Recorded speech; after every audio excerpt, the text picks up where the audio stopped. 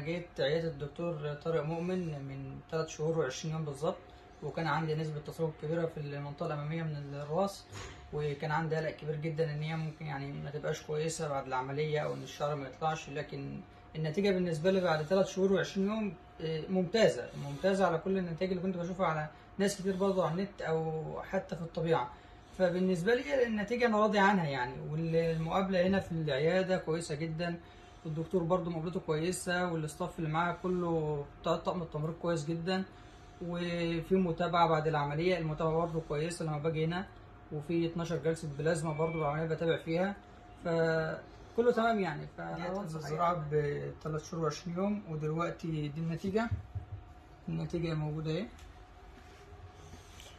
دي النتيجه المنطقه. طبعا احنا بنحب نطمنه ان دي نتيجه مبدئيه، يعني لسه في الكثافه دي كمان المفروض تزيد معانا لحد 11 شهر من تاريخ العمليه، شعره بيزداد كثافه، بس دي نتيجه مبدئيه، وفعلا هي نتيجه مبدئيه ممتازه.